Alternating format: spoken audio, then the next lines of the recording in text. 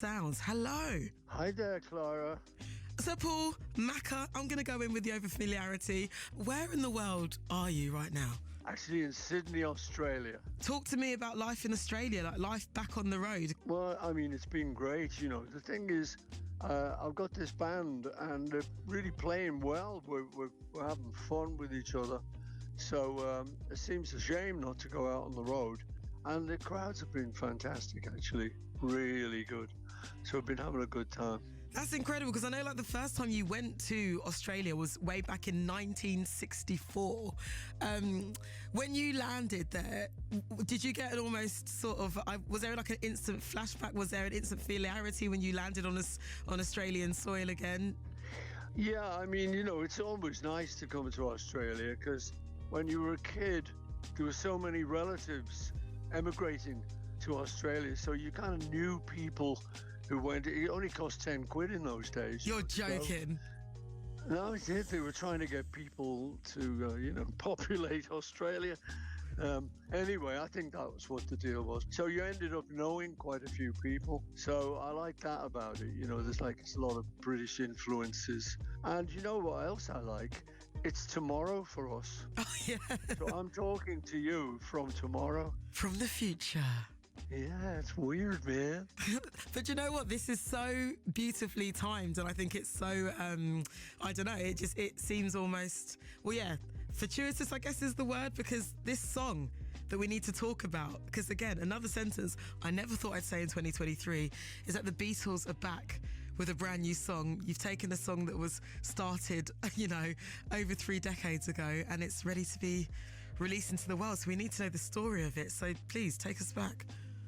What it was before John died, he was working on some songs, and Yoko spoke to George Harrison and said, we've got I've got a cassette with some John songs on that he never got to finish. Would you be interested in finishing them up? So we thought about it. We thought, yeah, it'd be great, because, in a way, we'd be working with John again, which we thought we'd never be able to do.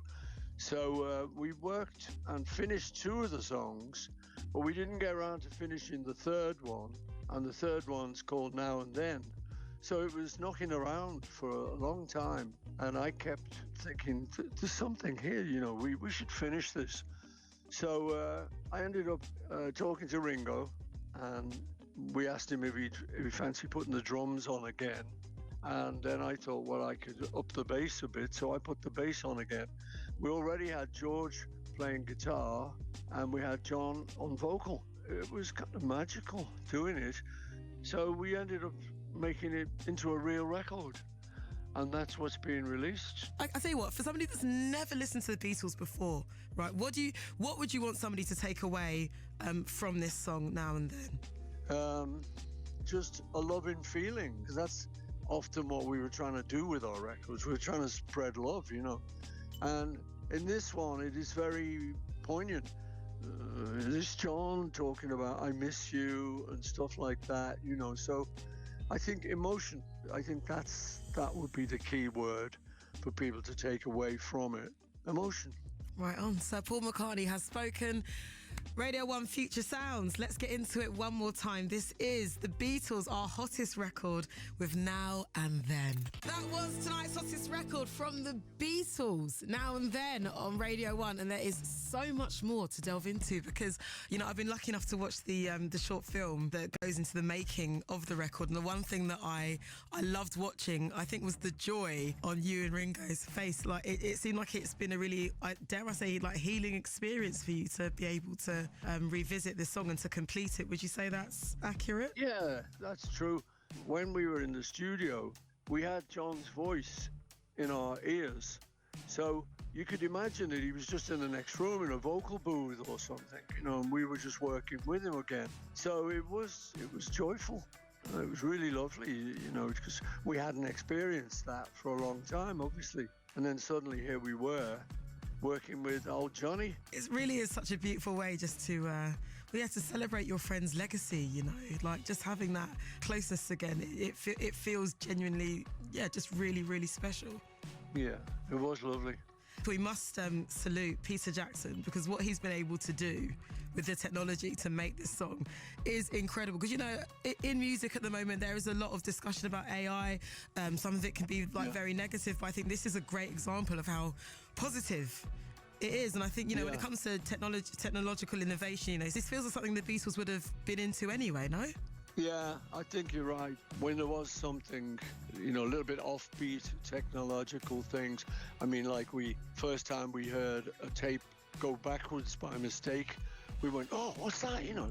And we wanted to put that on our record. Whereas other people would just go, oh, come on, get the tape on the right way and let's get on with it. But we always grabbed little things like that. And so Peter Jackson, he's organised it, so it's magic. It's very special for me to be singing with John again, you know? Well, I think that's the beautiful thing about how you're using this technology. It's very well intentioned. I think it's been made with a lot of love. Yeah.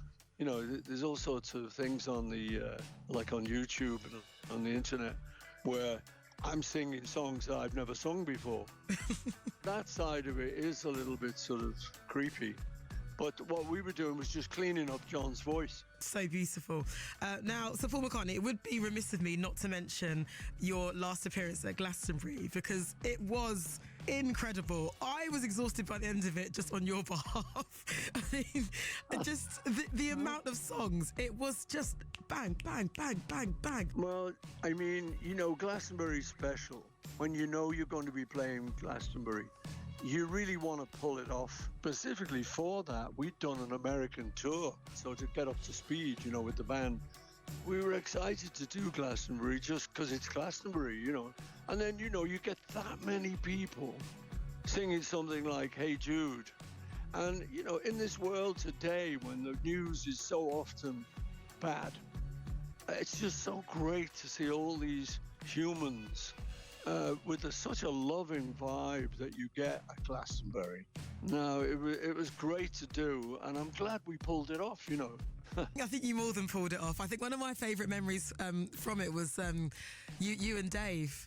Was beautiful. Yeah. There are so many artists who, you know, really happily credit you with the reason why they picked up a guitar or got into making beautiful melodies or became great lyricists. And watching Dave Grohl, you know, who was like an adult man looking at you like, you know, like a 11-year-old boy full of wonder. It was really beautiful to witness. And, you know, Billie Eilish, Lewis Capaldi, Frank Ocean, Arctic Monkeys, Harry Styles, Taylor Swift, like the list goes on. Like you say, you know, it's a great thing because in speaking to people like Dave and other people like that, they say, we didn't know what was coming.